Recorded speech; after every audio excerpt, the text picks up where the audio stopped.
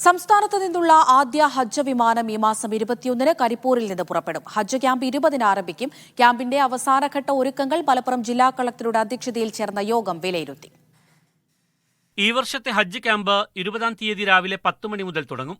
21-ന് പുലർച്ചെ 12:05-നാണ് ആദ്യ ഹജ്ജ് വിമാനം പുറപ്പെടുക. ആദ്യ വിമാനത്തിൽ 166 തീർത്ഥാടകർ ജിദ്ദയിലേക്ക് പുറപ്പെടും. പുലർച്ചെ 3:50-ന് വിമാനം ജിദ്ദയിലെത്തും. 21-ന് രാവിലെ 8 മണിക്കും വൈകുന്നേരം 3 മണിക്കും കരിപ്പൂരിൽ നിന്ന് ഹജ്ജ് വിമാനങ്ങളുണ്ട്. മെയ് 26-നാണ് കൊച്ചിയിൽ നിന്നുള്ള ആദ്യ ഹജ്ജ് വിമാനം. കണ്ണൂരിൽ നിന്ന് ജൂൺ 1 മുതലാണ് ഹജ്ജ് വിമാനങ്ങൾ സർവീസ് നടത്തുക.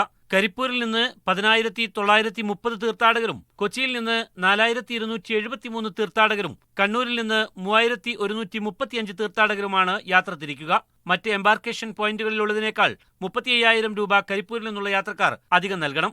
ബംഗളൂരു, ചെന്നൈ, മുംബൈ വിമാനത്താവളങ്ങളിൽ നിന്നായി 45 പേരും സംസ്ഥാന ഹജ്ജ് കമ്മിറ്റി മുഖേന ഇത്തവണ ഹജ്ജിന് പോകും. കരിപ്പൂരിൽ നിന്ന് എയർ ഇന്ത്യ എക്സ്പ്രസും കണ്ണൂർ, കൊച്ചി വിമാനത്താവളങ്ങളിൽ നിന്ന് സൗദി എയർലൈൻസുമാണ് ഹജ്ജ് വിമാന സർവീസ് നടത്തുക.